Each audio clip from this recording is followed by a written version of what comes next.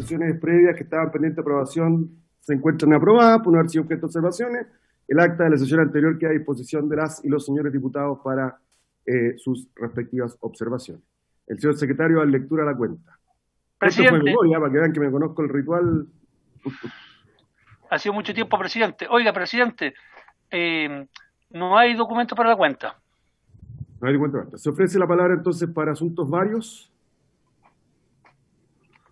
Moreira está con el mantel en pantalla. Ahí sí. ¿No hay asuntos varios?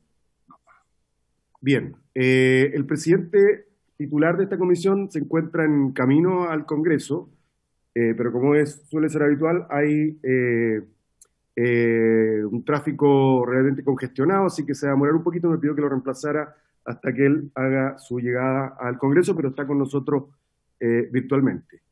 Esta sesión tiene un doble propósito.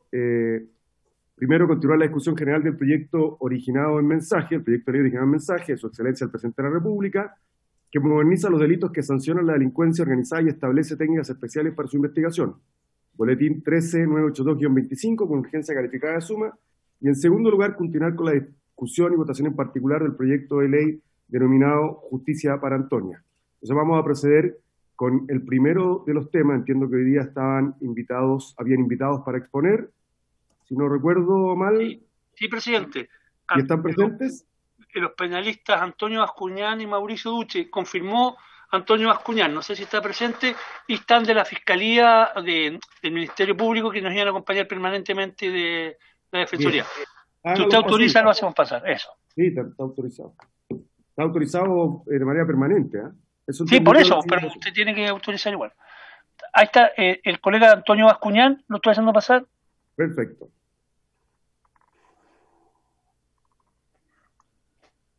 Mauricio Fernández. Que entren todos, Seba, porfa.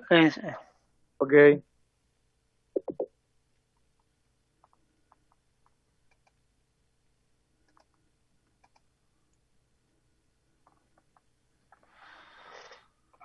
Ya.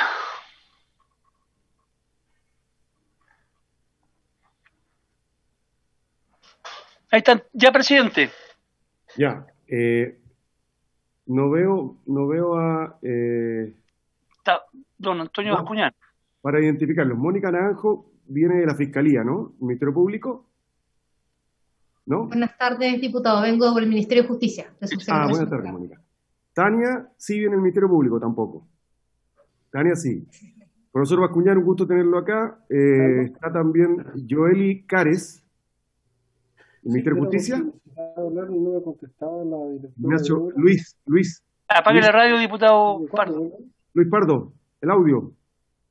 Raúl, y nos queda Joely Cares, Ministerio de Justicia. Nicolás Cisternas, Ministerio de Justicia también. No, diputado, por la Defensoría Penal Pública. Ah, perfecto. Y vi a un Mauricio Fernández por ahí. Que el Ministerio Ignacio Gaete, Ministerio de Justicia, ¿no? Sí, del Ministerio de Justicia. Correcto. Bien. Buenas tardes a todas y todos. Como ya habíamos señalado, el primer punto para tratar por la comisión es el proyecto de ley sobre crimen organizado, para denominarlo de manera genérica.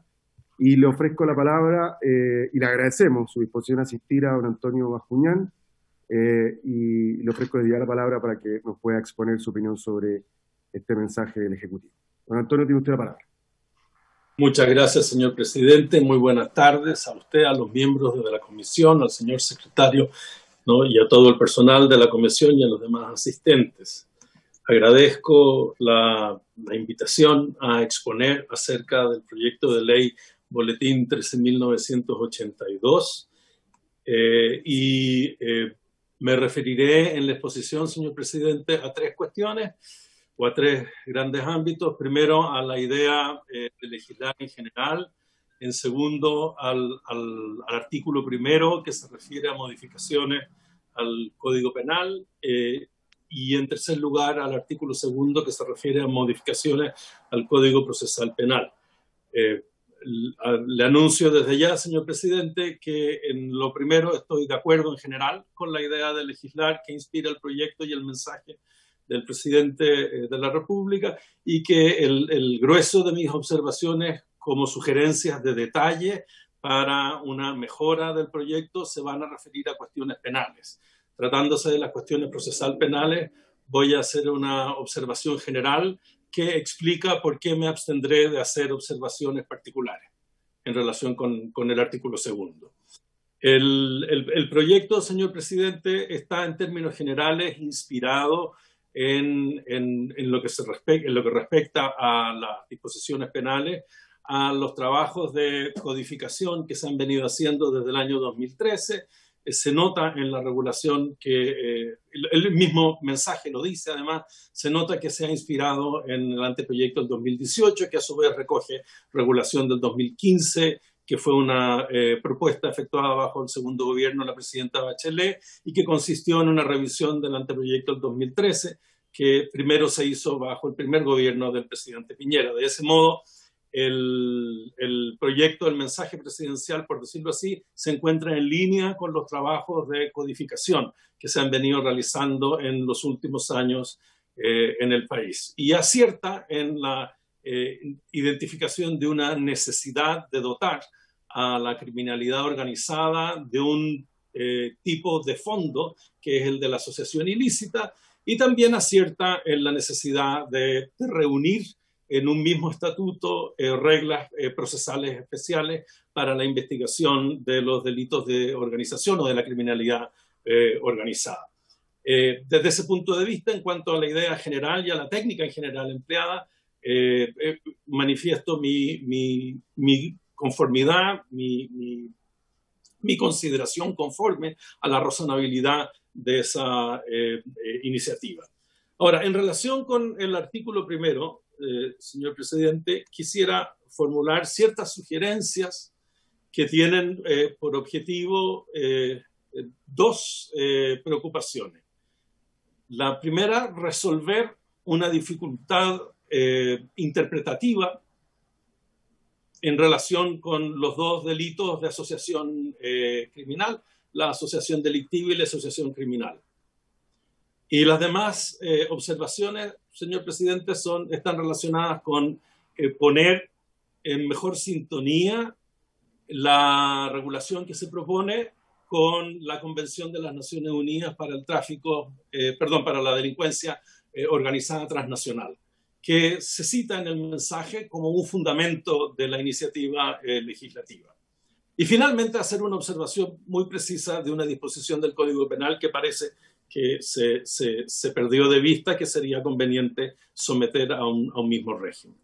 Vamos a la primera consideración, señor presidente. Tal como se encuentra redactado por el mensaje, los tipos de la asociación delictiva y de la asociación criminal parecieran tener entre sí una relación de mutua exclusión, o sea, que fueran disyuntivos, porque un delito se comete si es que se persigue, ¿no?, la comisión de simples delitos. El otro se comete si es que se persigue la comisión de crímenes. Y un mismo hecho no puede ser a la vez, según el Código Penal, simple delito y crimen. Es o bien simple delito o bien crimen. Y por eso pareciera que es o bien asociación criminal o bien asociación delictiva. Y eso puede generar problemas de aplicación. Todos los tipos disyuntivos, lo que se llama los tipos recíprocamente alternativos o disyuntivos, a la hora de sus aplicaciones, señor presidente, pueden generar muchos problemas. Por eso es preferible la técnica que siguen los anteproyectos y que consiste en hacer de la asociación delictiva un tipo genérico y de la asociación criminal un tipo especial. Algo así como el parricidio con el homicidio. O sea, nadie duda que quien comete parricidio comete también homicidio, pero a nadie se le ocurre imputarle homicidio y parricidio. Entonces la idea sería la misma. Nadie duda que quien comete asociación criminal comete, por supuesto, asociación delictiva, pero a nadie se le ocurre imputarle los dos delitos. Y para eso basta, señor presidente, con eliminar en el inciso primero del artículo 292 que se propone introducir en el Código Penal la expresión simples. O sea, basta con señalar que la asociación delictiva tiene por objetivo cometer delitos, que es un término genérico, y que entonces queda eso como tipo genérico, Y la asociación criminal queda como un tipo especial del tipo genérico, porque los delitos que se persigue cometer son crímenes, que también son delitos en su sentido general. Con eso, creo yo, también se resuelve parte importante de preocupaciones del Ministerio Público, que eran legítimas, precisamente porque tipos que son recíprocamente disyuntivos, alternativos, pueden generar problemas a la hora, ¿no?, de la pregunta por la prueba, pero también de la cuestión de su aplicación práctica.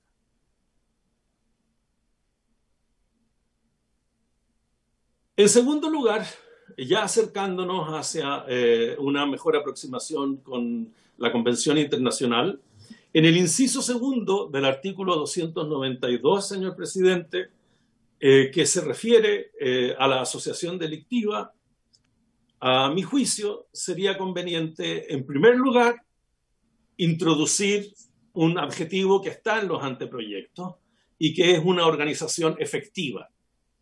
O sea, no es simplemente una organización idealizada, no es una organización pensada, no es una organización diseñada en un papel, sino que es una organización que se ha hecho efectiva en la realidad.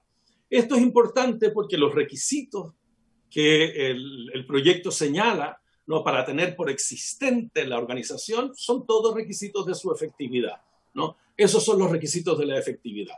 Naturalmente, si no se introduce la expresión efectiva, se entiende a la luz de los requisitos que se exigen que se trata de una organización real en el mundo y que tiene poder de acción, que es precisamente lo que se interesa, digamos, contra lo cual se interesa reaccionar, contra este poder de acción que la hace no peligrosa. Ahora, el adjetivo efectiva pone en contacto, ¿no?, precisamente qué es la asociación, una organización efectiva, con sus requisitos, que son los requisitos que están enumerados en el proyecto. Y para ponerla en sintonía directa con la UNTOC, con la Convención de las Naciones Unidas sobre delitos, sobre crimen organizado no transnacional, uno podría pensar que el requisito es que esté formada por 3 o más personas, ¿no? Y eso es poner un peldaño más de lo que usualmente se considera en Chile por la jurisprudencia y la doctrina, que tienen que ser 2 o más personas, ¿no? 2 o más personas, todavía 2 personas, se parece demasiado, señor presidente, a lo que es una conspiración. Ya cuando son 3 o más personas, se parece mucho más a lo que en la tradición romanística es una asociación ilícita. Siguiendo con la aproximación hacia la Convención de las Naciones Unidas sobre criminalidad organizada transnacional, se abre la pregunta de por qué esta regulación no tiene una regla especial de decomiso, ¿no? En los anteproyectos hay una regla específica, ¿no?, vinculada para el decomiso. Las principales regulaciones de delincuencia organizada chilenas tienen reglas particulares de decomiso. Es cosa de pensar, por ejemplo, en la Ley 20.000 sobre el tráfico, ¿no?, de drogas y estupefacientes. Por lo tanto, aquí sería, a mi juicio, razonable tener una regla de decomiso, ¿no? Y la regla de decomiso tendría que referirse, desde luego, a todo lo que se ha usado en la comisión de los delitos, a todo lo que se ha usado para mantener activa la asociación y a todo lo que se ha obtenido también, ¿no?, con la comisión de los delitos. Y eso tendría que incluir también no solo a los efectos, sino que también a las ganancias. Y esto podría, además, tratándose de la propia asociación ilícita, si la asociación ilícita tiene personalidad jurídica, ¿no?, si se ha valido de la forma de una personalidad jurídica, podría pensarse en usarse la forma de la confiscación, ¿no?, que es el decomiso de todos los bienes de la asociación, sin preguntarse por el nexo entre esos bienes y la actividad ilícita de la asociación o los delitos cometidos por la asociación. Usted sabe, el único caso en que la Constitución de 1980, en esto vigente hasta el día de hoy, tolera, ¿no?, la pena de confiscación, es tratándose de las asociaciones ilícitas. Y eso pone remedio a la pregunta del factor de conexión, ¿no?, entre el bien poseído por la asociación y su uso o su origen, que es una cuestión que requiere problemas de prueba. Es decir, perdón, que genera problemas de prueba. Y con eso se satisface también, ¿no?, la orientación de la Convención, que insta al decomiso de los bienes pertenecientes a las organizaciones criminales. Siguiendo siempre con la vinculación de las organizaciones, o sea, de la regulación con la Convención Internacional, a mi juicio sería conveniente introducir dos disposiciones, señor presidente, a continuación del artículo 295, que podrían ser bis y ter. ¿No? Una disposición, a mi juicio, tiene que establecer un régimen penal más severo cuando la asociación ilícita reviste los caracteres, ¿no?, del grupo organizado de la Convención, que está dedicado a cometer delitos transnacionales, eso está definido por la Convención, con el propósito de obtener beneficios económicos o de carácter material. Esa es una asociación ilícita que desde el punto de vista de los compromisos chilenos con el derecho transnacional importa mucho asegurar, ¿no?, con una reacción penal severa respecto de esa, ¿no?, que es la que se involucra en la comisión de delitos transnacionales. Nosotros, por supuesto, conocemos agravaciones de asociaciones ilícitas respecto, por ejemplo, de delito terrorista o de delito de narcotráfico, pero en este caso es sencillamente delito transnacional, que eso es un delito grave, conforme a la propia definición, que satisface las condiciones de operación en distintos territorios de distintos estados, según la propia definición de la Convención. Y como siguiente disposición nueva, en el artículo 295 ter, tendría que abarcarse la situación, que es una situación especial que la Convención prevé, que no es el que participa o toma parte en la asociación, sino más bien el que, sin tomar parte en la asociación, sin embargo, interviene en la comisión del delito, que involucra a un grupo delictivo organizado. Es decir, es el tercero que, sin pertenecer al grupo, ¿no?, porque no pertenece a la conspiración, si es derecho anglo-norteamericano, o no pertenece a la asociación ilícita, no toma parte en ella, si es derecho romanístico, como es el caso de nosotros. Sin embargo, a la hora de cometerse el delito, presta ayuda, ¿no?, a la asociación, sin pertenecer a ella, ¿no? Y ese tiene que ser alcanzado también, y tiene que ser alcanzado con un régimen que, a la luz de la Convención Internacional, satisfaga. Y a mi juicio, la forma de que eso sea satisfactorio es poniendo de manifiesto la particular gravedad que tiene la intervención en un delito a sabiendas de que involucra una asociación delictiva en su comisión. Y para eso se puede pensar en una agravación moderada de la pena del autor de delito consumado y en un tratamiento como con la pena de autor de delito consumado al que sea cómplice o el que haya intervenido en pura tentativa o consumación. Tratándose de los miembros de la asociación, siempre van a recibir las dos penas. La pena por la asociación, por tomar parte en la asociación, y la pena por el delito cometido. Este que no toma parte en la asociación va a tener solo pena por la intervención en el delito, y entonces, para satisfacer esa idea de la Convención, sería razonable tener un régimen agravado que diera cuenta, además, considero que esto es muy importante, señor presidente, que diera cuenta que para el derecho chileno la asociación ilícita es el tipo donde se juega la punibilidad del grupo delictivo organizado definido por el artículo 5 de esa convención, ¿no? Esa convención sabe que los distintos sistemas jurídicos tienen modos diversos de aproximarse al fenómeno del grupo delictivo organizado y le deja a los sistemas jurídicos la decisión de seguir un modelo, conspiración, otro modelo, asociación ilícita o ambos. En este caso, esta regulación permitiría, señor presidente, poner de manifiesto, ¿no?, ante la comunidad internacional que Chile lo que sigue es el modelo de la asociación ilícita, tanto que le da un tratamiento particularmente grave cuando es la asociación ilícita que opera como grupo criminal organizado cometiendo delitos transnacionales.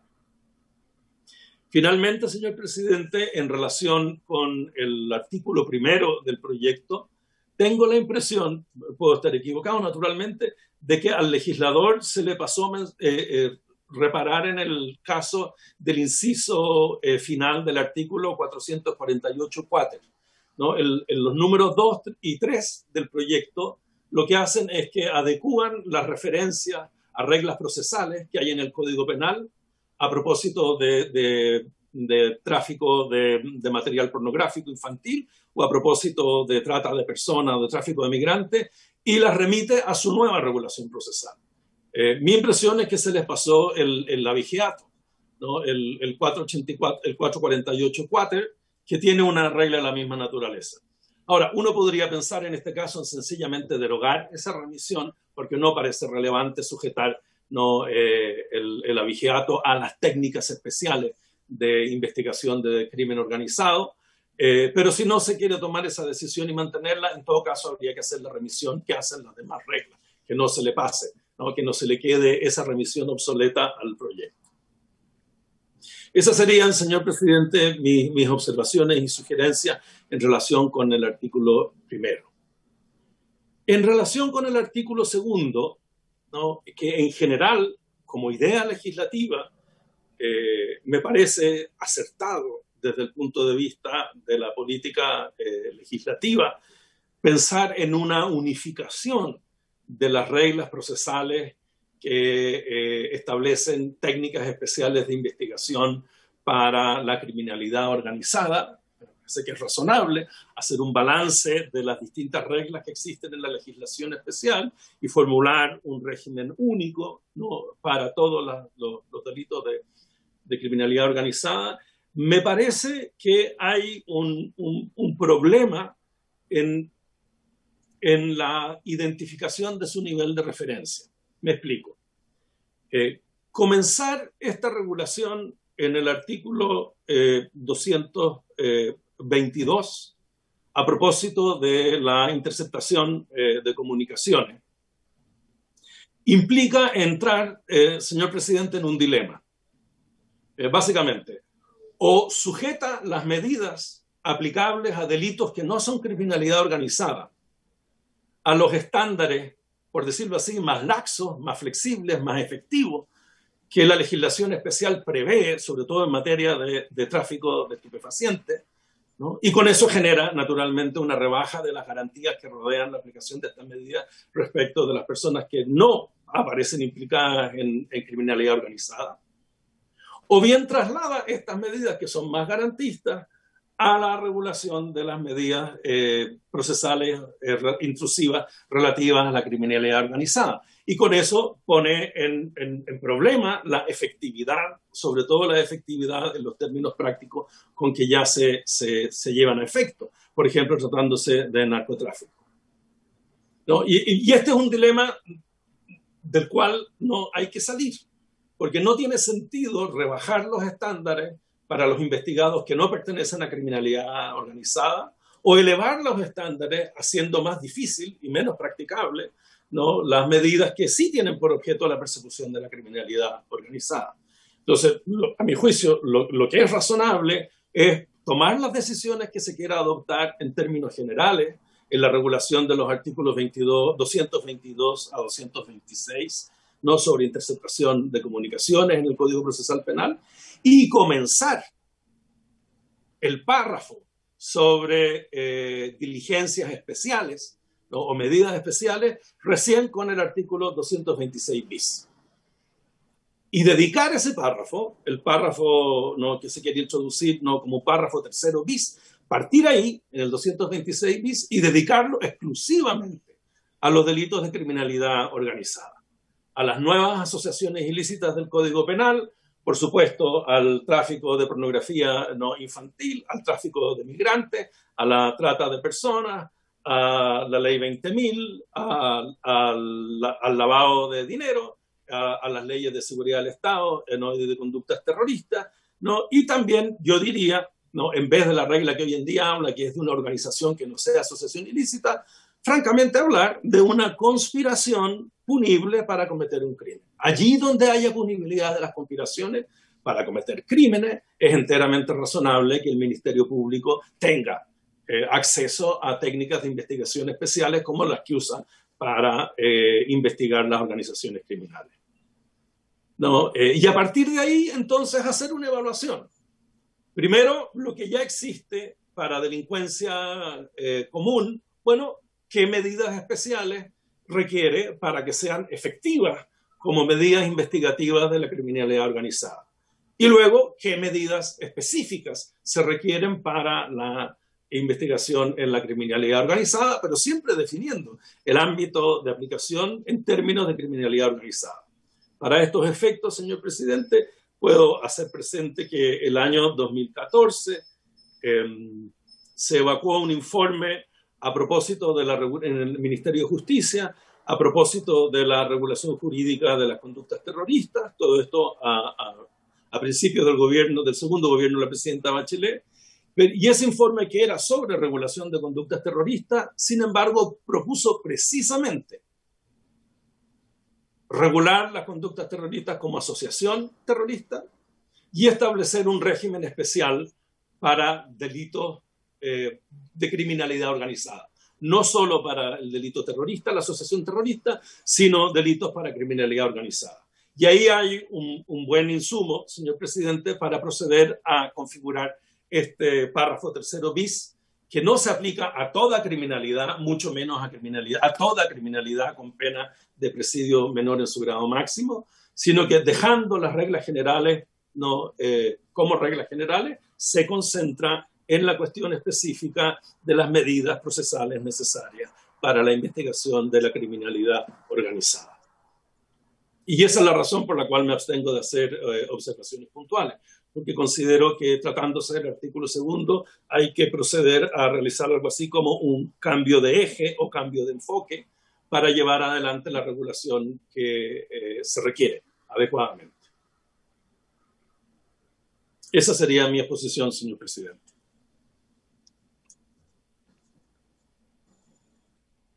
Muchas gracias. Ya llegó el presidente titular, así que le devuelvo la presidencia. Agradecer al diputado Díaz por haber presidido el intertanto y se ofrece la palabra respecto a las observaciones planteadas por el profesor Bascuñán. ¿Se ofrece la palabra? No, está clarito. Fue súper claro. Diputada Parra. No, solo decía que fue súper claro, yo anoté todo, así que no se preocupe, profesor, que vamos a estar ahí al pendiente. Oiga, muchas gracias, profesor. Le entrego la palabra al diputado Marcelo Díaz. Gracias, presidente. Sí, se me olvidó que el secretario quería que le enviara la minuta, profesor. A mí también me quedó bastante claro, tiendo a coincidir, pero quisiera preguntar de nuevo por este cambio de eje que propone en técnicas de investigación, porque significaría, por ejemplo, si lo entendí bien, distinguir entre asociación terrorista y crimen organizado en general, bajo esta figura de asociación delictiva, que sería el género, y la especie sería la asociación criminal, y que tendrían desde el punto de vista de la técnica investigativa las mismas, que tiene la ley 20.000, que el tráfico de migrantes, trata de personas, etc. Pero quisiera explicar un poquito más el cambio de eje que propone, porque ahí me perdí un poquito respecto de la norma vigente actual.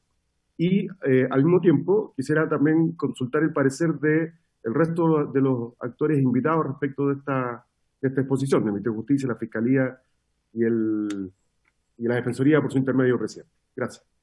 Muchas gracias, diputado Díaz. Yo quiero sumarme a su requerimiento, diputado Díaz, consultar también al profesor Bascuñán respecto a esta distinción entre estos tipos disyuntivos o alternativos, que es lo que planteaba el diputado Díaz, que me parece muy importante también por las técnicas especiales de investigación, pero además, respecto a, para que la organización criminal sea efectiva, estos requisitos cumulativos que usted plantea, que más que la enumeración es apelar al término efectivo.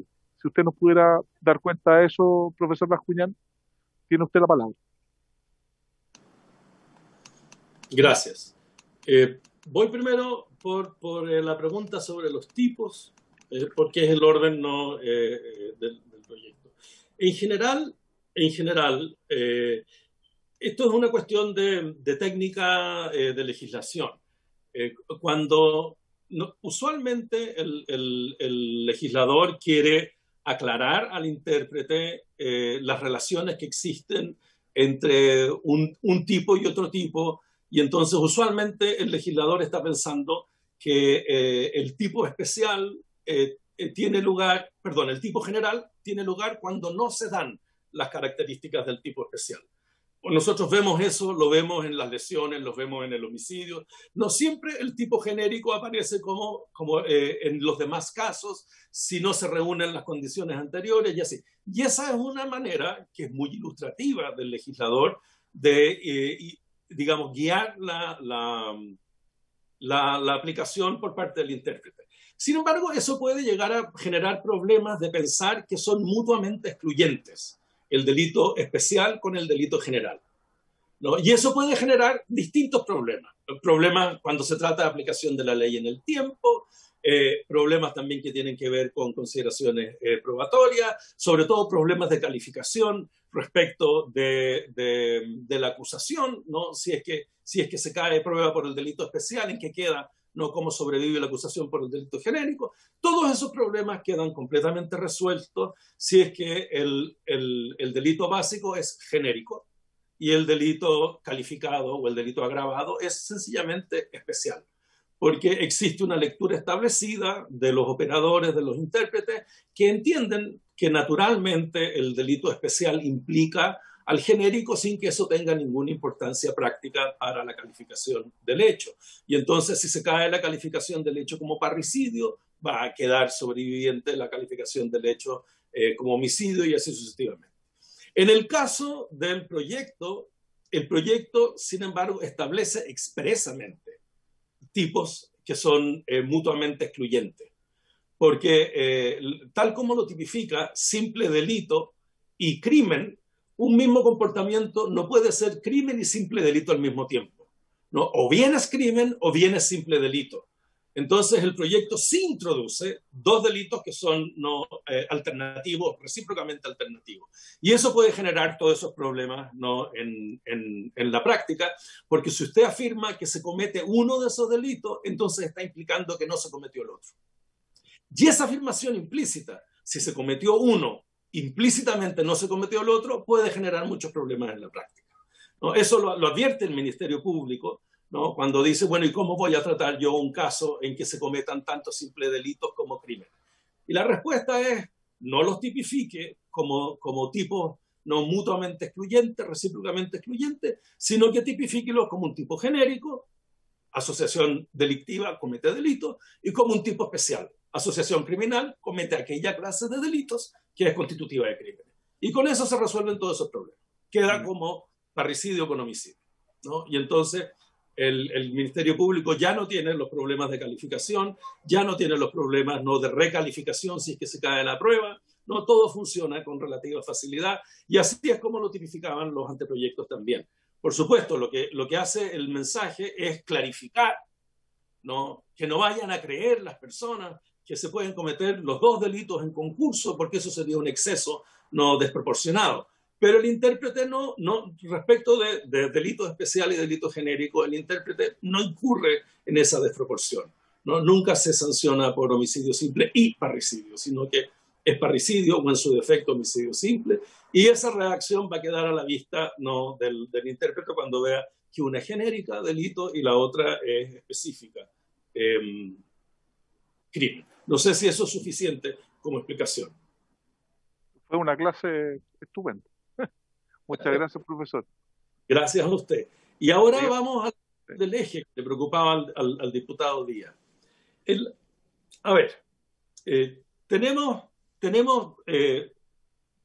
un problema claro, que es el problema de la dispersión de las reglas de investigación, ¿no?, que dotan de más poder intrusivo al Ministerio Público en relación con ciertos delitos.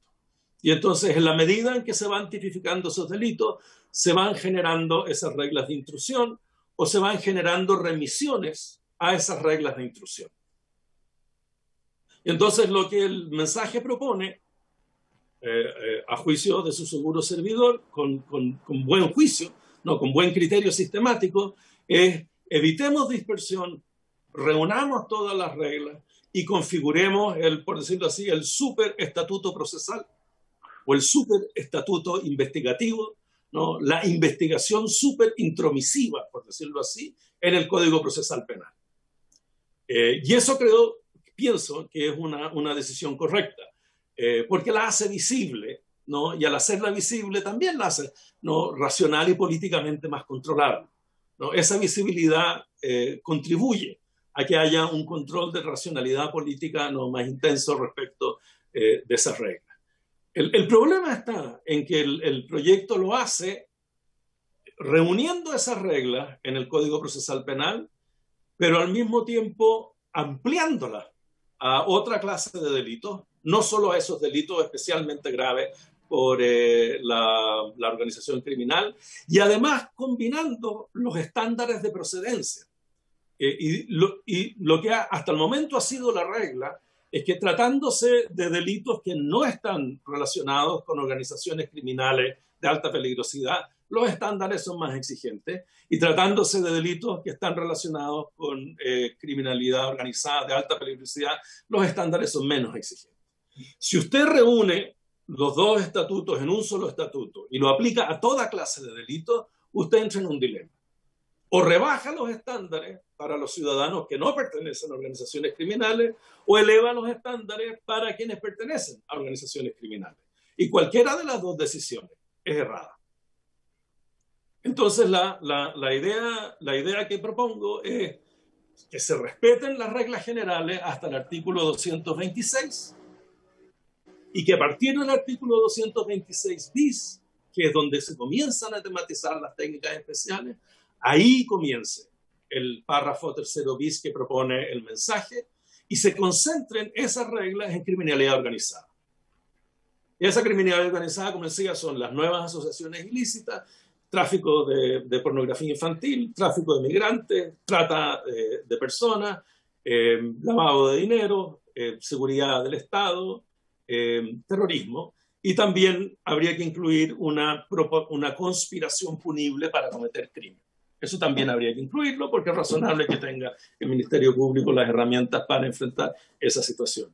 Y entonces ahí se toman las decisiones respecto de los modos de investigación, los modos de intrusión previos, qué reglas especiales se van a adoptar para hacerlos aplicables a organizaciones, a criminalidad organizada, y luego cuáles son los modos específicos distintos, en virtud de los cuales el Ministerio Público no realiza acciones de intromisión en la investigación de la criminalidad organizada.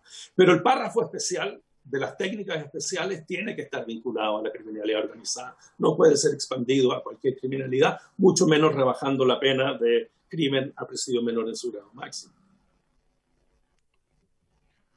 Esa sería mi explicación. Oiga, muchas gracias, profesor. Si usted nos pudiera hacer llegar también la minuta para integrarla al acta, sería muy, muy importante. Así que agradecer su claridad, su disposición, profesor. Y ahí el diputado Pardo también, que mencionó su nombre para proponernos en esta comisión, lo vamos a tener también consignado para la siguiente. ¿Le parece? Oiga, ¿se ofrece la palabra?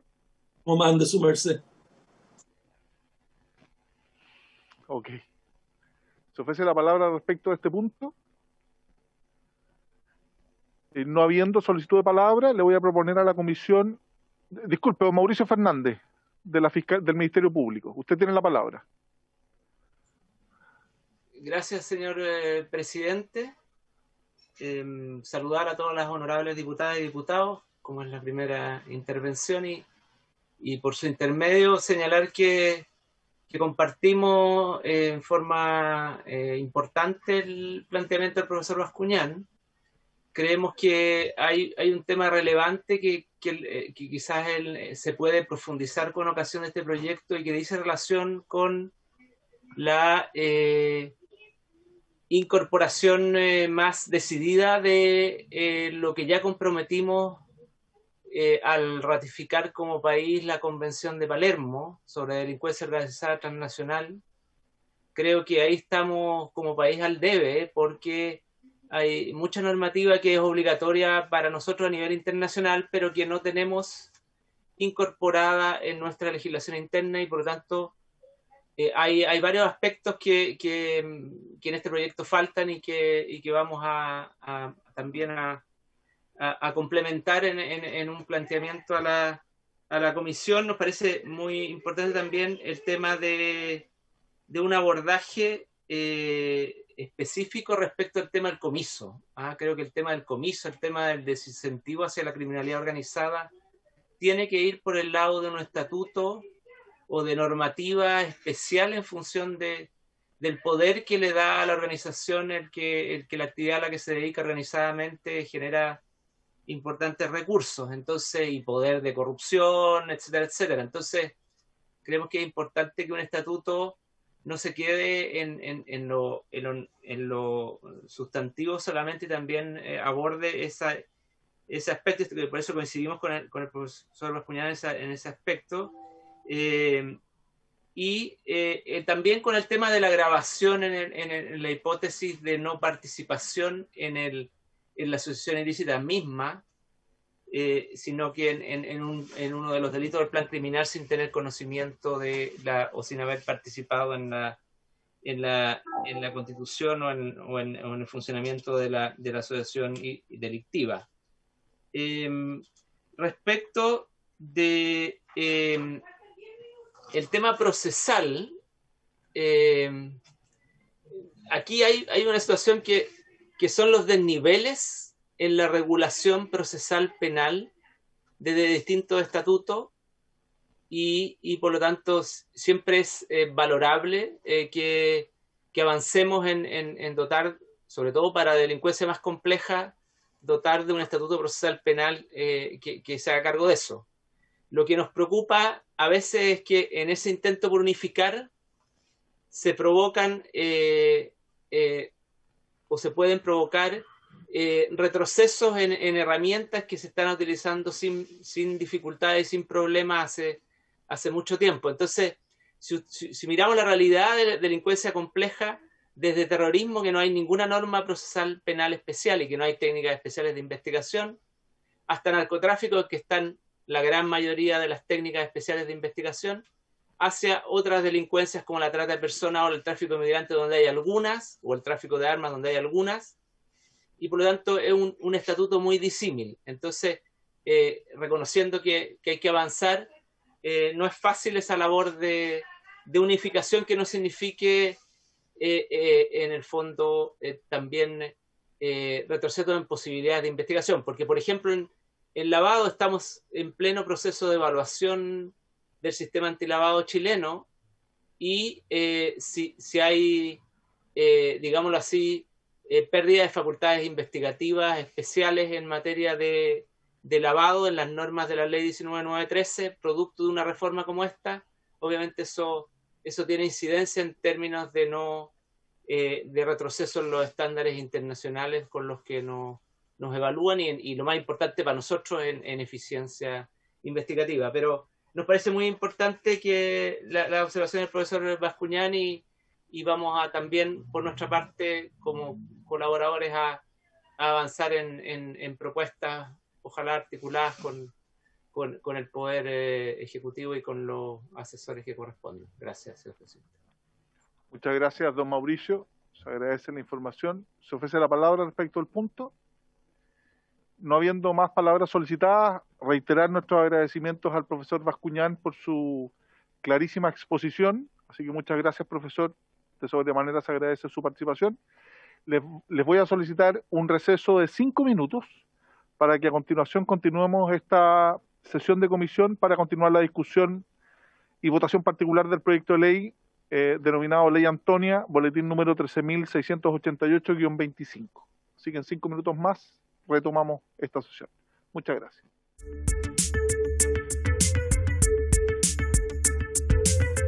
Aquí la indicación número 8 del diputado Fuenzalía y la diputada Núñez para crear un artículo 6º nuevo.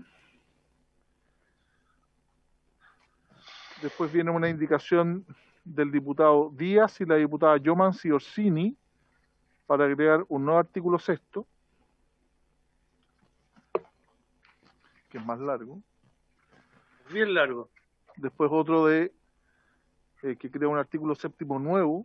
Que modifica el decreto ley de libertad condicional, el 321. No es tanto, fíjate. Sería ideal que pudiéramos despachar hoy día Ley Antonia, porque los mocionantes nos han dicho que se han demorado un poco, digamos. Solo para efectos de procedimiento, secretario, Cuénteme. al existir dos propuestas de artículo sexto nuevo. No, o sea, hay que ver el contenido, en el fondo, si se aprueban los dos sextos, uno sexto y el otro séptimo, si es que son complementarios. ¿Okay? Pero eso se adecua, si es que no son incompatibles, eso da lo mismo la numeración. Perfecto.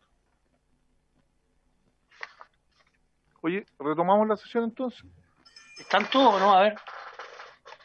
Porque yo no puedo ver con el comparado, si esa es la lata. Sí, sí. Yo tampoco veo a nadie, Álvaro, te veo solo a ti. No es que no sea agradable verte, pero...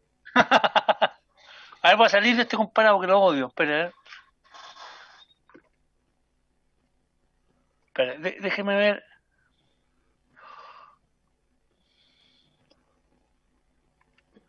Está el diputado Pardo, Moreira, Pepe Out, Maite Orsini, Sebastián Torrealba, Marcelo Díaz, gracias a don Marcelo por salvarme con la minuta, don Nicolás Cisterna, la señora Marcela Santibáñez, don Osvaldo Rutia, la diputada Parra, don Gonzalo Fuenzalida. Están todos ahí.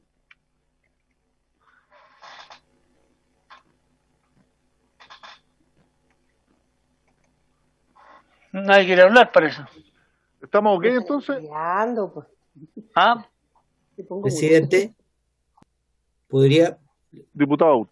Sí, podría volver a enviar el comparado al chat porque como me incorporé tarde no puedo acceder a él. Sí. Lo que pasa es que el diputado Out se incorporó en último lugar. Entonces, si usted le puede enviar al diputado Out. Chuta, ya. A ver. Esa era una broma mala, pero antepenúltimo. Sí. Presidente, yo también me estoy enchufando, no sabía que íbamos a tramitar en esta comisión este proyecto, así que estoy abriendo las minutas. ¿Me da unos minutitos? Si quiere usted, y le propongo a la comisión un receso por otros 5 minutos, mientras se pueda adecuar, ¿les parece? Yo le nomás. Ya, gracias. A las 6:10 minutos retomamos la sesión, ¿vale? Ok. Suspendemos.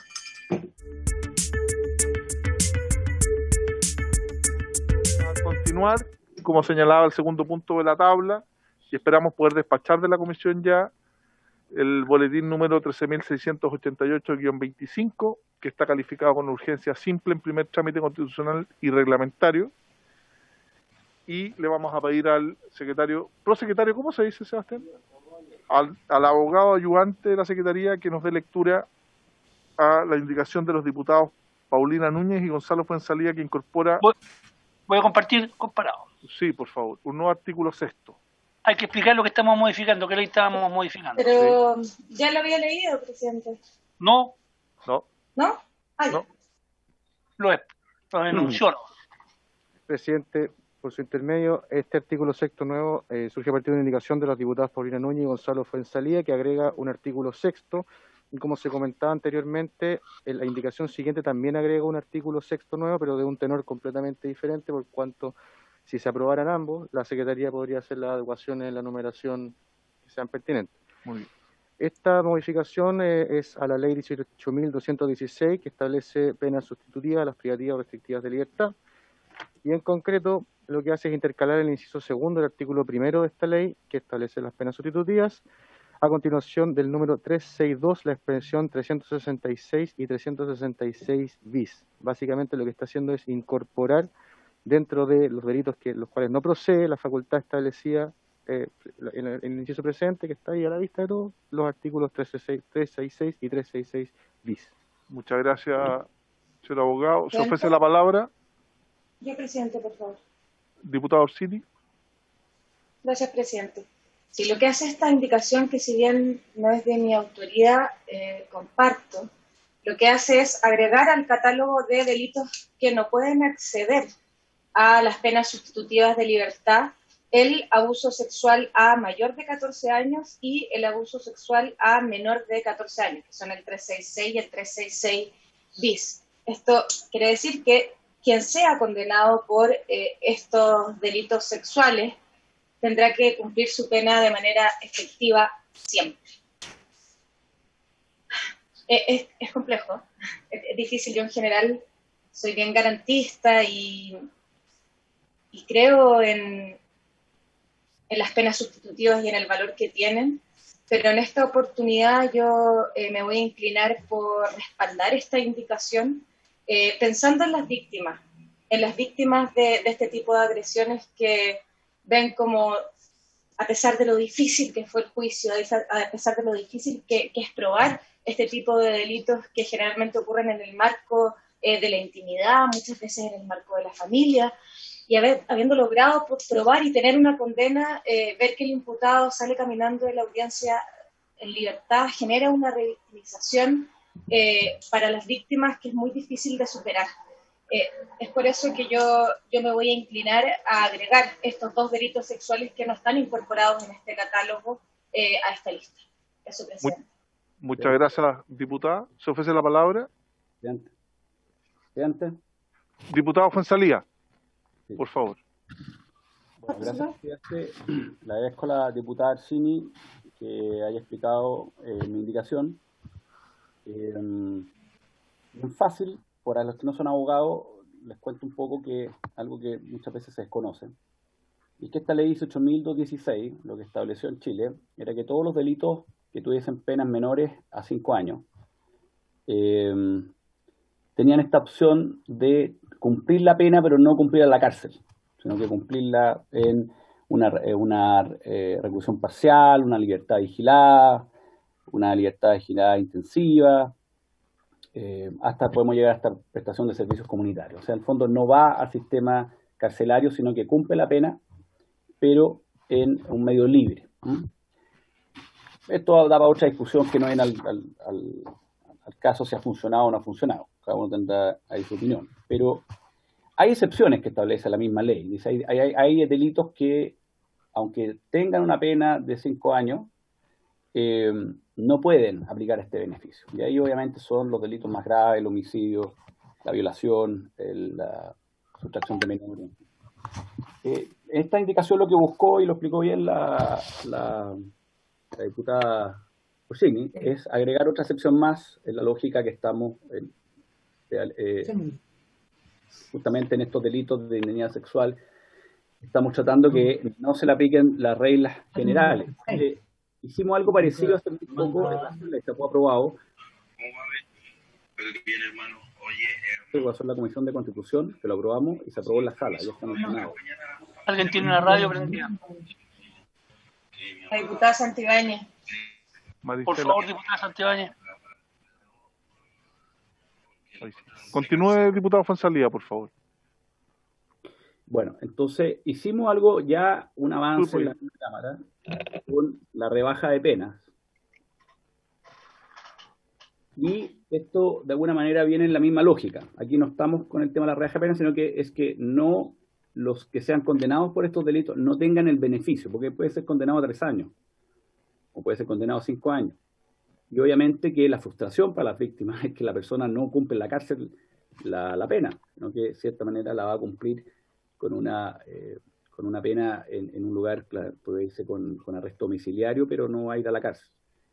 Y lo que busca es que en estos catálogos de delitos que ya están las excepciones, sumar como una excepción más. Eso es lo que busca la indicación. Muchas gracias, diputado Fuenzalía. Vamos a someter a votación esta indicación, señor secretario. Ya, perfecto. Proceda, por favor. Gracias, presidente. En votación, la indicación número 8 de los diputados Fuenzalía y Núñez para agregar un nuevo inciso sexto que modifica la ley 19.216. En votación, diputado Alessandri, diputado Calisto, diputado Díaz. A favor. Diputado Fuenzalía. A favor. Diputado Leiva. A favor, señor secretario. Diputado Out. Don Pepe Out. Diputado Moreira. A favor. Diputado Moreira, a favor. Diputada Orsini. A favor, yo también. ¿El diputado Out? Sí. Ya. Diputada Orsini. A favor. A favor. Diputado Pardo. A favor. Diputada Parra. Déjeme para el final, secretario, porfa. Por supuesto. Diputado Urrutia. Diputado Urrutia. Diputado Santibáñez. A favor, presidente. O sea, A perdón, favor, yo también. Diputado Urrutia. Y a favor. Diputado Urrutia, a favor. Diputado Torrealba. A favor. Y finalmente, la diputada Parra. A favor, señor secretario. ¿Han votado todas y todos los señores diputados? Aprobada la indicación por 11 votos a favor, 0 en contra y 0 abstenciones. Aprueba. La proclamé. Corresponde ahora analizar la indicación del diputado Marcelo Díaz y de las diputadas Gael Yomans y Maite Orsini para agregar el siguiente artículo 6º. Esta es la indicación número 9, señor abogado. Presidente, sí, una indicación que agrega el siguiente artículo 6º. Dice: los órganos del Estado deben adoptar, dentro del ámbito de sus respectivas competencias, medidas dirigidas a incorporar la perspectiva de género y derechos humanos de manera transversal en su quehacer, prevenir la violencia de género y brindar protección, atención integral y reparación a las víctimas. Los órganos del Estado definirán e implementarán las medidas necesarias para asegurar que ninguna autoridad, funcionario público o agente del Estado incurra en alguna acción o omisión constitutiva de discriminación o violencia de género. Además, los órganos del Estado definirán e implementarán programas de formación y capacitación permanente a sus autoridades, funcionarios y trabajadores en materia de derechos humanos, discriminación y violencia de género. En especial, los órganos del Estado que intervengan en la prevención, investigación y sanción de hechos constitutivos de violencia de género y en la protección, atención y reparación de las víctimas deberán definir y aplicar requisitos de conocimiento y aplicación y capacitación específicos en la materia, a objeto de garantizar que toda atención a las víctimas sea brindada por personal especializado. Muchas gracias, señor abogado. Se ofrece la palabra. Diputada Orsini.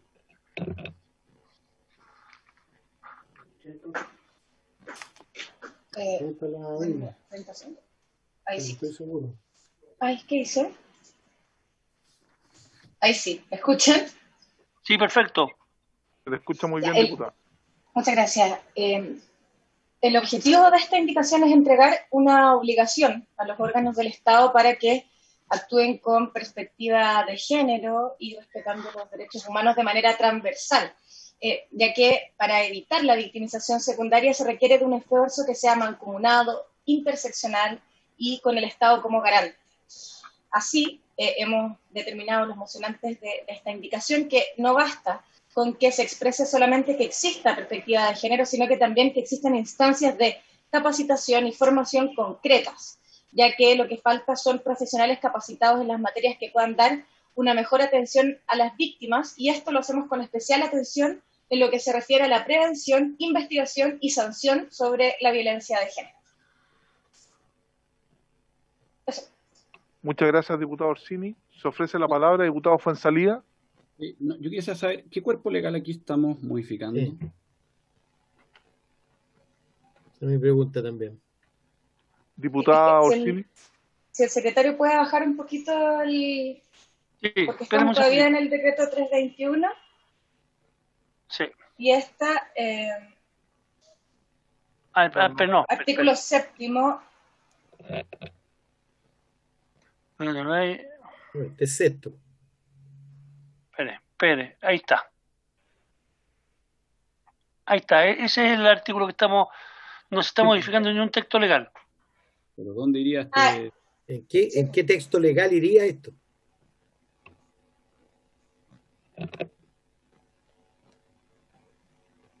Secretario. Esta es una norma de aplicación general. ¿Qué pasa? ¿Pero dónde va? ¿Cómo? O sea, va en la ley. O sea, en esta ley, la ley que dictemos, va a ir como un artículo 7º o 6º de eso. Porque la ley que nosotros hicimos modifica distintos textos legales. Exactamente. No es una ley única.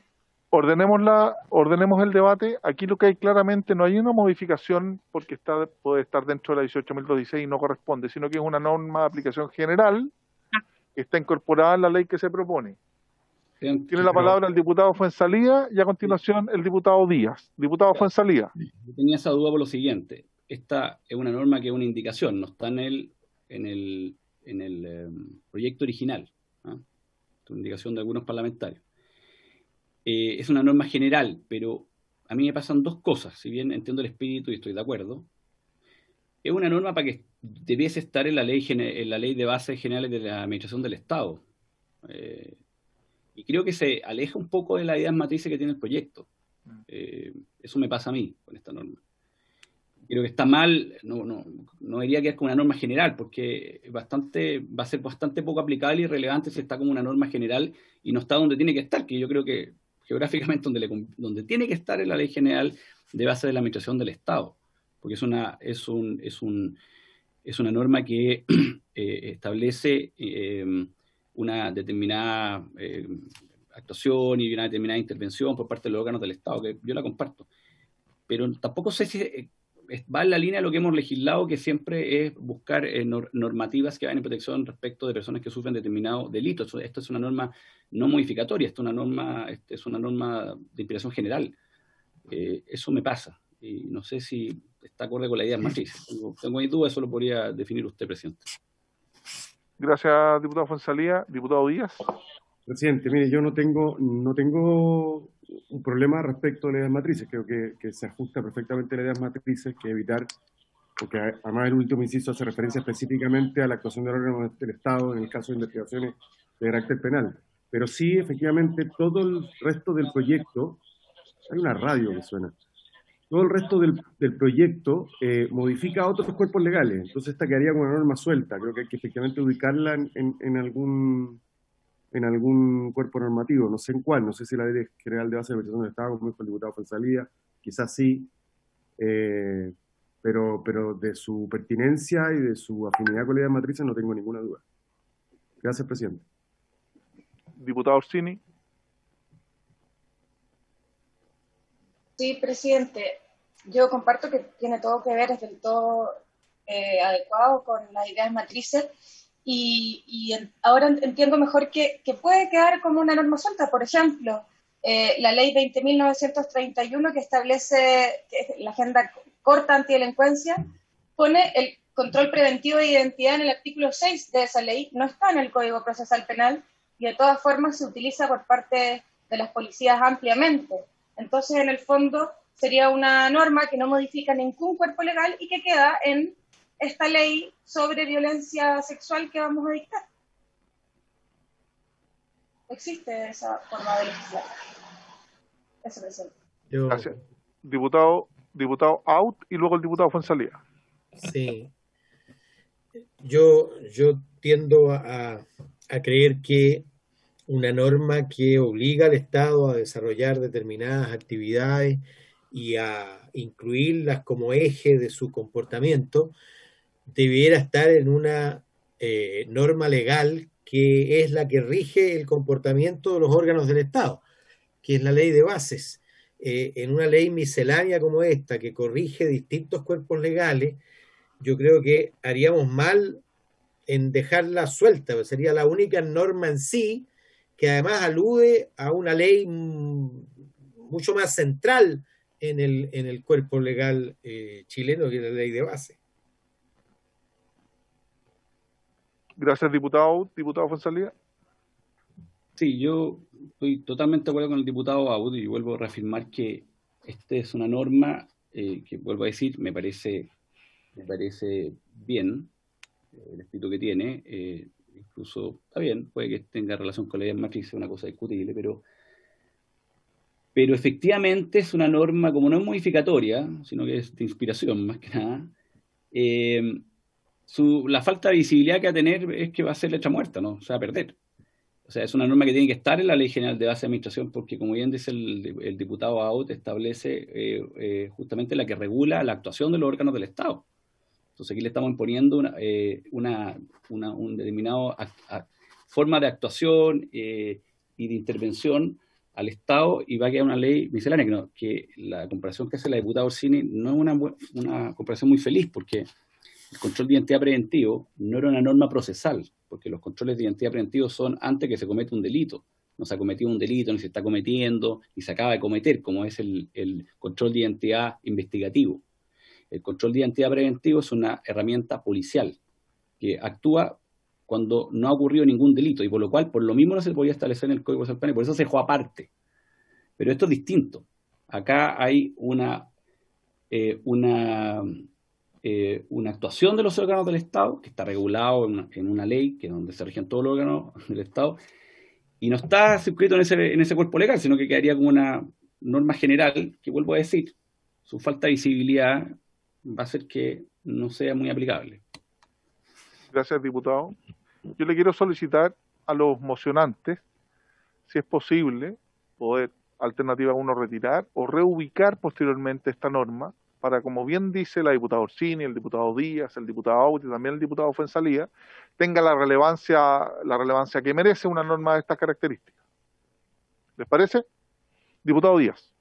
Presidente, mire, retirar no, reubicar sí, porque si uno lee detenidamente la norma, la indicación propuesta, yo me equivoqué, no solamente su último inciso, sino que el conjunto de ella hace referencia a la violencia de género, prevenir la violencia de género y brindar protección, atención integral y reparación a las víctimas, artículo primero. Inciso segundo, también hace referencia a que ningún agente del Estado o funcionario público incurra en alguna acción o omisión constituida de discriminación o violencia de género. El inciso cuarto, lo mismo, en relación a materia de discriminación y violencia de género, lo mismo la norma final. Entonces, yo estoy de acuerdo en que está suelta, que una ley miscelánea no puede dejar un artículo dando vuelta por ahí como una ley de un artículo único sin incardinación normativa. Si le parece, aunque yo pensé que usted quería votar esto hoy día, dejémoslo para el final, a ver si antes del final podemos proponer, al final de la sesión, una ubicación. Que me parece que la más razonable es la que propone el diputado Fuenzalía, la ley de base de administración del Estado. De todas maneras, entonces vamos a suspender la votación de esta indicación y la vamos a dejar para el final de la sesión para que en el intertanto nos podamos coordinar cuál es la correcta ubicación, porque nadie puede votar en contra de esta norma, que claramente tiene un efecto, pero obviamente no dejarla concatenada con algún texto normativo le hace perder relevancia absolutamente. Por consiguiente, vamos a pasar a la indicación número 10 de los diputados Paulina Núñez y Gonzalo Fuenzalía para agregar el siguiente artículo séptimo nuevo. Presidente, este artículo séptimo modifica el decreto ley 321 que establece la libertad condicional para las personas condenadas a penas privativas de libertad, intercalando en el inciso tercero del artículo tercero, a continuación de la frase del artículo 365 bis y en los artículos la expresión 366. Muchas gracias, señor secretario. Se ofrece la palabra. Diputado Sí, Díaz. lo mismo. Perdón. Diputado Fuenzalía, perdón. El autor quiero explicarla. Sí, por favor. No, es un poco lo mismo de los beneficios o las excepciones que tienen hablamos sobre la de rebaja de pena, que no está en este proyecto porque se aprobó en una ley distinta que presentó el gobierno. Ya hicimos algo respecto de los beneficios de la 18.216, y esto se refiere a la libertad condicional. La libertad condicional establece cumplimientos superiores para quien quiere acceder a la libertad condicional, y obviamente está el parricidio, el femicidio, el homicidio calificado, el robo con homicidio, la violación con homicidio, violación, infanticidio, y queremos agregar justamente estos dos artículos también, que queden con ese estándar superior de haber cumplido la pena para poder acceder a la libertad condicional. Gracias, diputado. En votación, señor secretario. En votación, la indicación número 10 de las diputadas Núñez y el diputado Gonzalo Fuenzalía, que modifica la ley del decreto ley 321 relativo a la libertad condicional. Diputado Alessandri, diputado Calisto, diputado Díaz. A favor. Diputado Fuenzalía. A favor. Diputado Leiva. A favor. Diputado Aut. A favor. Diputado Moreira. A favor. Diputada Orsini.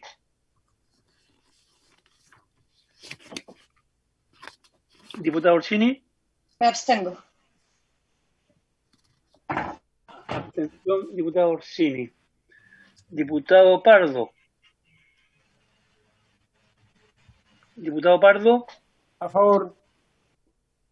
Diputada Parra. A favor. Diputado Urrutia. A favor, secretario. Diputada Santibáñez. A favor, diputada Santibáñez. Y diputado Torrealba. A favor. ¿Han votado todas y todos los señores diputados? Resultado de la votación: 10 a favor, 0 en contra y 1 abstención. Aprueba. Corresponde ahora a... Disculpe, diputado Orsini. ¿Me puede dar la palabra un segundito? Ya sé que votamos, pero me quedó una duda para entender nomás, si me la puede aclarar el diputado Fuenzalía. ¿Por qué en este artículo se agregó el 366, que es el abuso sexual a mayores de 14 años, y no el 366 bis, que es a menores? ¿Ya está incorporado a la menores? Sí. ¿Sí? Está, si usted se da la molestia de leer la ley, está... La tengo en la mano. Por eso, y ahí leería usted... Ahí está puesto, sí. 366 Quinquine, 367, 411. Ahí está aclarado, sí. Ya, no me mandé a estudiar Fuenzalía, trátame con más respeto. Siempre por su intermedio, diputado Orsini y diputado Fuenzalía, para no formar un diálogo. En cuando, ¿no? Muchas gracias. Oye, vamos a someter a votación. Todo aquí es con el mejor de los ánimos, diputado Fuenzalía y diputado Orsini. La indicación número 11, el diputado Marcelo Díaz y la diputada Gael Yomans y Maite Orsini, para agregar un nuevo artículo 7º nuevo. Señor abogado. Presidente, al igual que en el caso anterior, acá se estaría agregando una norma que pasaría a formar parte de la ley y no modifica un texto legal vigente actualmente. El artículo 7º sería el siguiente: el Ministerio de Salud y los servicios de salud definirán e implementarán las medidas necesarias para que los establecimientos de salud, tanto públicos como privados, puedan detectar la existencia de violencia de género en el marco de la atención de salud, especialmente la atención primaria, y contar con servicios especializados de atención y reparación para atender las consecuencias físicas y psicológicas de la violencia hasta su total recuperación. Asimismo, se definirán mecanismos coordinados de actuación con los demás órganos estatales dedicados a la protección y atención de la violencia de género, incluyendo aquellos necesarios para la derivación de las víctimas a las instituciones pertinentes y su atención oportuna y efectiva en las mismas. Muchas gracias, señor secretario. Yo quisiera hacer presente que tanto esta indicación número 11 como la 12, a mi parecer, que incorpora un nuevo artículo 8º, la indicación número 13, que incorpora un artículo 9º nuevo, y la 14, que incorpora un artículo 10º nuevo, siguen la misma suerte del artículo 9º que dejamos en suspenso, vale decir, establece normas generales dentro de esta norma, pero que no modifica ninguna en particular. Yo le quisiera proponer a los señores parlamentarios un receso para que pudiéramos acordar todas sus normas pertinentes, tal como lo señalamos con la indicación número 9, pero que tienen que tener una ubicación geográfica o modificar alguna norma para que tengan valor. De lo contrario, lo tenemos que someter a votación igual, pero por eso les voy a pedir un receso de 10 minutos para las podemos votar todas en su conjunto, porque además son todas normas declarativas. Diputado Díaz. Presidente, sí, estoy de acuerdo en el receso para ver dónde podemos ubicar esas normas. Y respecto del artículo 9, yo quiero hacer una propuesta siguiendo el planteamiento que hizo el diputado Fuenzalía. Espero haber visto la versión definitiva, pero me parece que la indicación número 9 debe seguir las normas generales de la Ley de Base de Administración del Estado.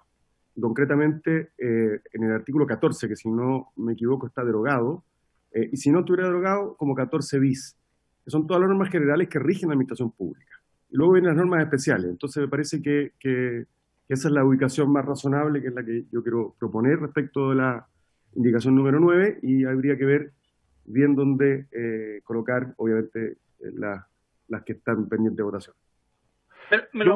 Yo voy a proponer a la comisión que y eso voy a resolver, que la indicación 9, de la indicación número 9 a la 14, que son del mismo tenor, las votemos al inicio de la sesión del día miércoles, para que exista un tiempo razonable y prudente para poder adecuar y ver qué norma va a modificar, y ahí vamos a esperar que los diputados que planteen esta indicación, el diputado Díaz, la diputada Orsini y la diputada Yomans, puedan tener eso clarísimo de aquí al día miércoles, y al iniciar la sesión del día miércoles lo vamos a votar. ¿Les parece? De acuerdo. Diputado Fuenzalía. Presidente. No, solo en el ámbito de contribuir, de la mejor de las ondas. quizá esa indicación 11 y 12 o además debiesen estar en la ley de deberes y derechos de los pacientes, ¿eh? Creo que eso sería una ley donde debería estar esas normas, pero a mí en esto sería, si vamos a hacer ese tipo de modificaciones, deberíamos pedirle la opinión o escuchar al Ministerio de Salud, creo yo, porque estamos obviamente saliendo un poco de la lógica de la seguridad ciudadana y entrando a normas que son bastante específicas en materia de salud, donde yo no sé si hay colisión con otras normas que ya están, desconozco ese cuerpo legal, no tengo mucho conocimiento de eso, entonces, pero si entramos a establecerle obligaciones o proceder al Ministerio de Salud y a los servicios de salud, debiese estar dentro de la ley creo yo, de deberes y derechos de los pacientes, porque finalmente estos son, esta como la anterior, de la que yo propuse que fuera la ley de bases generales de administración, son normas que establecen, son normas de competencia al final, en una ley modificatoria. Entonces, con normas de competencia nos estamos metiendo cuerpos legales específicos que regulan esas competencias y que involucran ministerios. Se lo planteo a usted, presidente. No, yo lo tomo y también lo quiero estudiar, porque claramente uno podría tener algún atisbo de que hay normas que, en primer lugar, para ser bien objetivo, se pueden alejar de la idea matriz del proyecto, y en segundo lugar, la misma inadmisibilidad por generar funciones a órganos del Estado y no son competencia nuestra. Entonces, yo quisiera que lo pudiéramos estudiar de aquí a la próxima sesión, que es el día miércoles. De todas maneras la vamos a votar a favor o en contra el día miércoles, y con eso vamos a despachar este proyecto de ley. Diputado Out, tiene usted la palabra. No, justamente le iba a preguntar si había habido algún pronunciamiento respecto de admisibilidad, porque aquí se están fijando funciones, programas. Es un programa de detección y luego de reparación y seguimiento, y no solo del sector público, sino también del sector privado. Es decir, se está mandatando al Ministerio de Salud para que en la salud pública y en la salud privada se desarrolle un programa de detección y luego de seguimiento y reparación. Entonces, claro, primero, yo no estoy desde el inicio de la discusión, pero no veo la relación directa con las modificaciones a los distintos códigos que se está haciendo, y luego no sé si ha habido pronunciamiento respecto de la posibilidad que tenemos nosotros de generarle no solo una actitud, sino derechamente un programa, que es tal como está planteado allí por lo menos en la primera de las indicaciones. Muchas gracias, diputado. Yo tengo esa misma aprehensión, pero sin perjuicio de la intención y la posibilidad de poder reubicarlo, es que nos vamos a tomar de aquí al miércoles para ver alternativas. Tiene la palabra la diputada Orsini, la diputada Parra y el diputado Díaz. Gracias, presidente. La verdad es que si hablamos del cuerpo normativo en donde tienen que incorporarse estas leyes, yo creo que la respuesta es un poco obvia, y es la ley integral sobre una vida libre de violencia. Y es ahí donde debiesen estar estas normas. Lamentablemente ese proyecto aún no es ley, pero entiendo que estamos a puertas de que lo sea, y cuando este proyecto pase a segundo trámite ya podría estar, no sé si se puede desde acá mandar, no sé cómo hacerlo cuando el proyecto está en trámite, pero yo creo que el cuerpo legal más ad hoc para agregar estas indicaciones es ahí. Y contarle al diputado Out, que no estuvo en el resto de la discusión, que esta es una indicación que viene del COLMET, del Colegio Médico, que vino a exponer a esta comisión, en particular la Comisión de Género, y lo que buscaba, en el fondo lo que ellos decían es que el sistema de salud puede ser una puerta de entrada más amable y de mayor contención para el tratamiento de las víctimas, ya sea por violencia física o psicológica, que las policías o los centros especializados de las policías o del CENAMEC. Y de ahí tomamos esta indicación de lo que ellas nos habían planteado, y a mí me parece que efectivamente puede ser una mejor puerta de entrada. Y creo que son buenas indicaciones. Ahora, no sé, preguntarle al presidente o al secretario cómo se puede hacer para incorporarlas en ese texto normativo. Yo creo que es el más correcto. Respondiendo derechamente a su pregunta, diputado Orsini, eso es lo que tenemos que dilucidar de aquí al día miércoles y votarlas.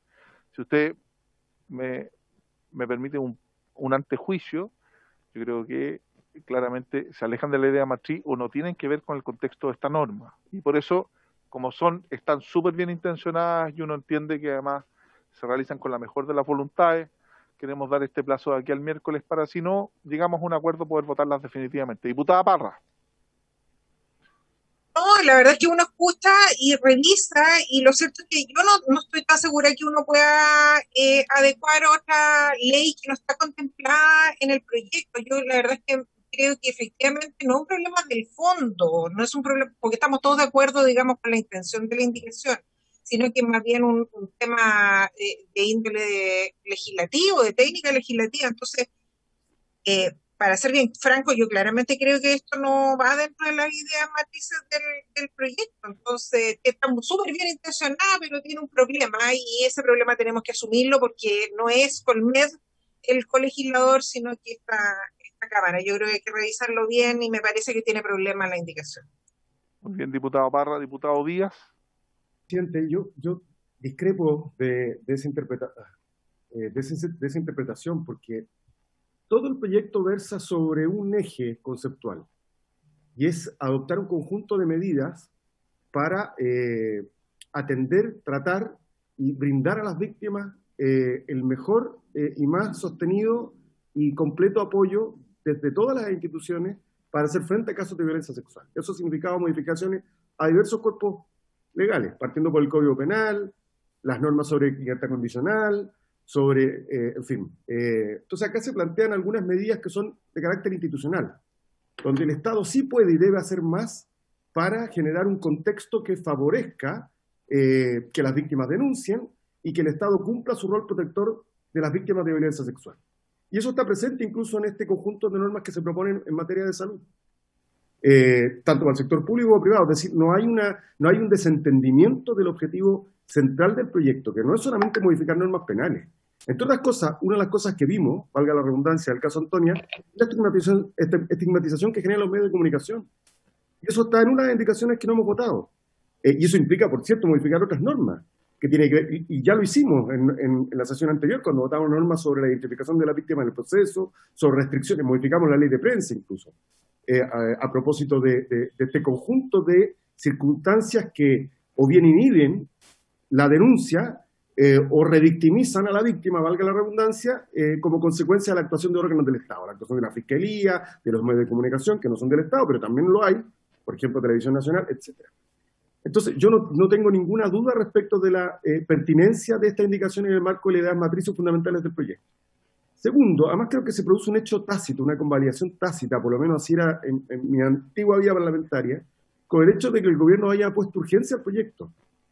Yo así lo entendía, no sé si eso cambió como doctrina parlamentaria, no tengo idea, pero en último término, sí creo que es bien relevante decir algo. El gobierno está al tanto de este proyecto, el presidente le puso urgencia, conoce esta norma, conoce estas indicaciones, están invitados permanentemente al debate y no se han hecho presentes. Imagino que tienen muchas cosas que hacer, pero yo no inhibiría la capacidad de acción y el resolver estas materias, que todas las consideramos súper importantes, pero que cercenarlas a este proyecto de ley significaría un demérito para el proyecto.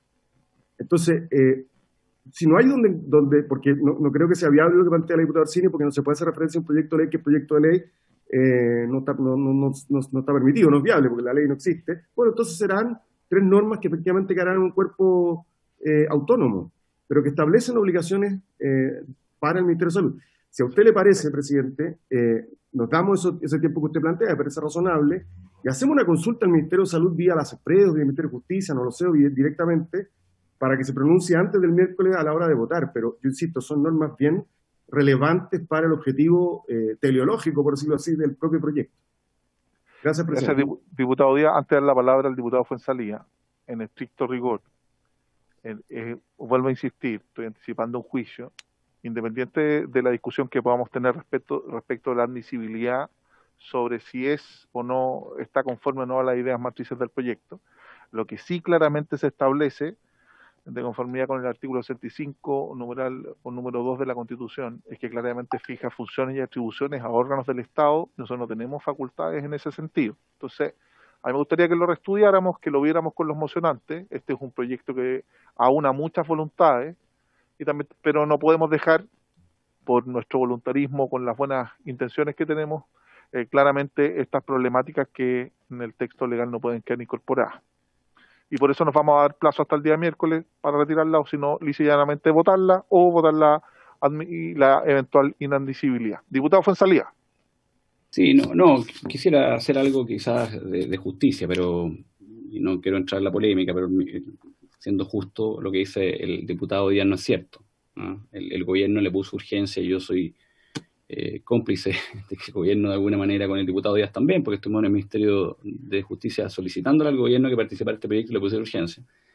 Pero estas indicaciones vinieron posteriormente al proyecto original. Entonces el gobierno apoyó y le puso urgencia al proyecto de ley, y ahora hemos votado muchas indicaciones, mayormente indicaciones más que el proyecto original. Entonces, siendo justos, el gobierno le puso urgencia a un proyecto de ley, y nosotros estamos votando esta indicación, que claramente es algo que el gobierno jamás tuvo a la vista al momento que le puso la urgencia, y yo agradezco incluso que no se la haya sacado, pero decir que no ha venido, que no ha intervenido, es que es un poco faltar a la verdad, porque el gobierno de alguna manera apoyó un proyecto, que ahora estamos votando un proyecto que se aleja bastante de la idea original.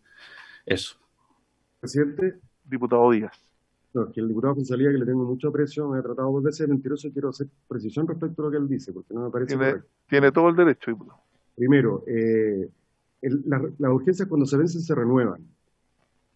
Si las Express, si el Ministerio de Justicia, que está invitado permanentemente, así se acordó una sesión de respecto de este proyecto, a petición mía, que pudieran estar invitados permanentemente, y no están presentes hoy día, que yo sepa. Vino el ministro, le trató de poner de nuevo sobre el proyecto, le dijimos, ministro, estamos en la etapa de indicaciones. Y opinó el subsecretario de Justicia. Entonces yo entiendo eso, pero hay una ineficacia del gobierno, no sé de quién, de hacer seguimiento del proyecto, pero cada vez que ha renovado la urgencia, lo ha hecho con conocimiento de que hay un conjunto de indicaciones que están presentadas hace 5 meses. Entonces, que no conozca las indicaciones no me parece un argumento razonable, porque las conoce. De hecho, insisto, el ministro vino 2 veces a hacer una exposición general sobre el proyecto, que incluso algunos le dijimos, ministro, ya estamos en la etapa de indicaciones. Estaba él con el subsecretario y dio la palabra al subsecretario. El subsecretario nos ayudó incluso a mejorar unas indicaciones. Y de ahí no han venido más. Yo no estoy tratando de hacer esto una guerrilla política, estoy constatando un hecho. El subsecretario fue un tremendo aporte cuando corregimos el catálogo de delitos, y ese es un debate de indicaciones. Y, por cierto, el gobierno tenía que haber estudiado las indicaciones para opinar, de ahí no han venido más. Y lo que yo digo es, busquemos una solución. Y ojalá el gobierno la apoye. Y por eso digo, hay que consultar al Ministerio de Salud, a Justicia, porque insisto que estas normas, que efectivamente son mandatos generales, son muy relevantes para el contexto en el que surge el proyecto del que usted y yo y varias más somos testigos. No quiero hacer de esto una guerra entre oposición y gobierno, solo que no vaya a ser que el gobierno haya estudiado algunas indicaciones y otras no, y esto trabe la litis y el proyecto se retrasa aún más. Eso es solo lo que quería decir. Muchas gracias.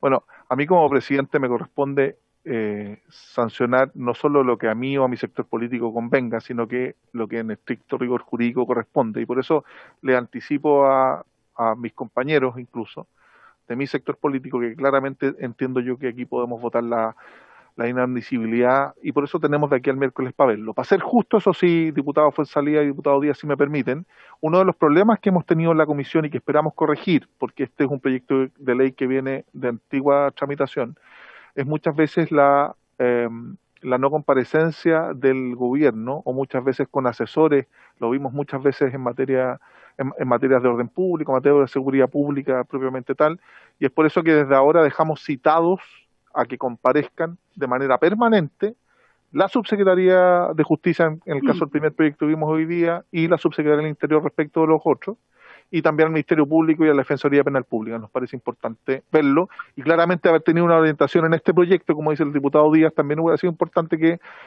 comparezca el Ejecutivo.